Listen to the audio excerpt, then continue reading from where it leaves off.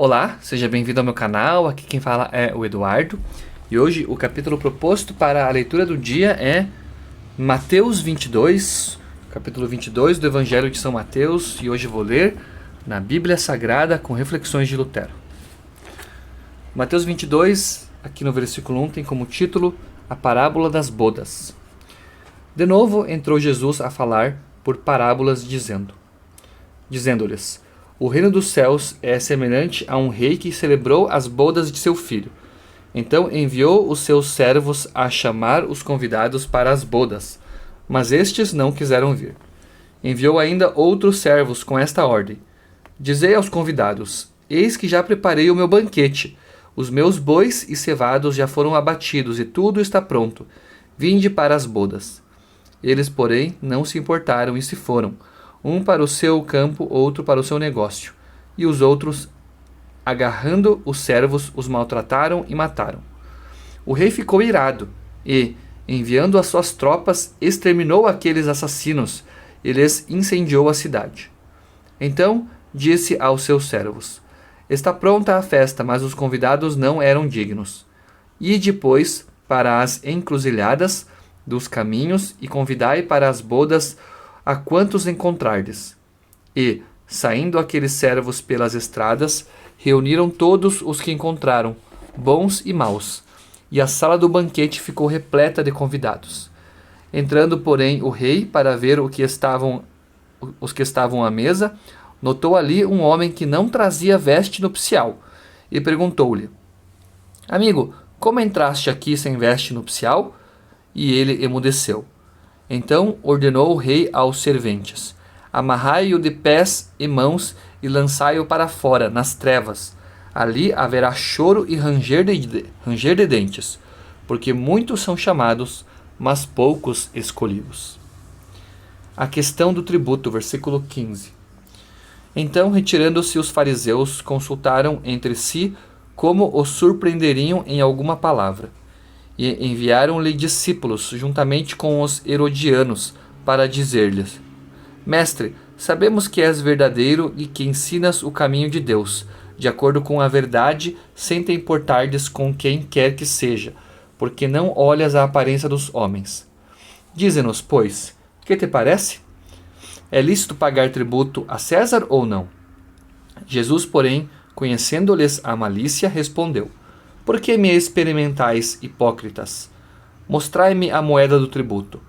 Trouxeram-lhe um denário, e ele lhes perguntou: De quem é esta efígie e inscrição? Responderam: De César.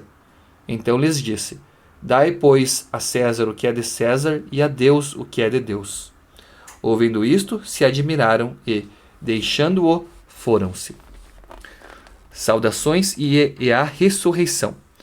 Naquele dia aproximaram-se dele alguns saduceus, que dizem não haver ressurreição, e lhe perguntaram: Mestre, Moisés disse: Se alguém morrer, não tendo filhos, seu irmão casará com a viúva e suscitará descendência ao falecido. Ora, havia entre nós 7 irmãos.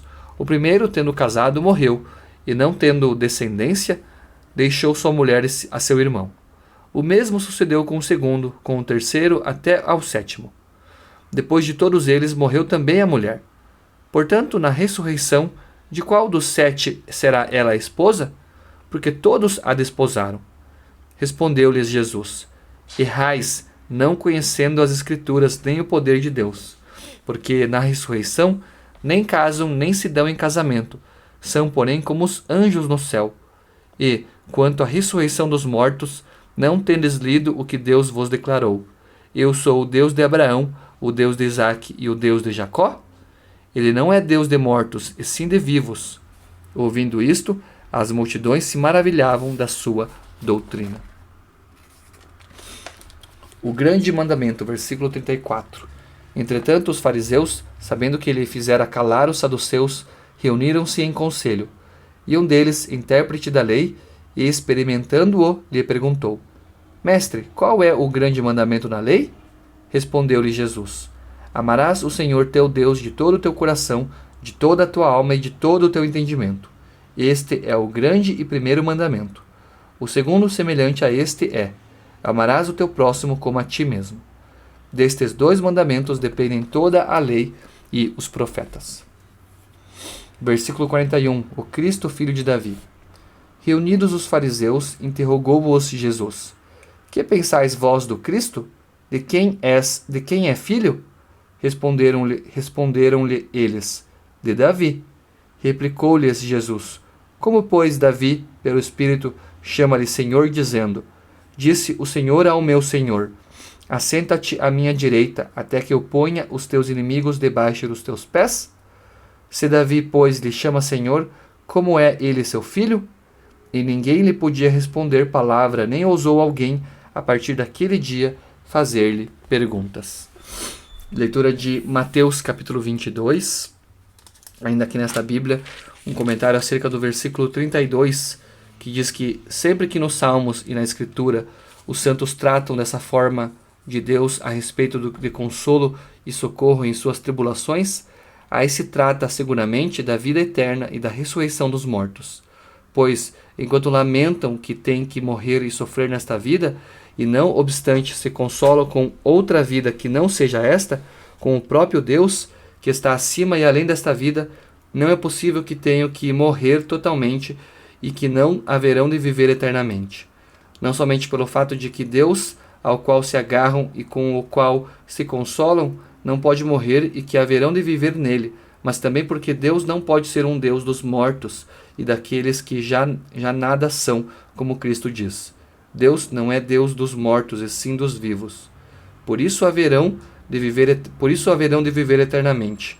Do contrário, não seria seu Deus, e também não poderiam agarrar-se a ele se não vivessem. Para esse grupinho, portanto, a morte não passa de um sono.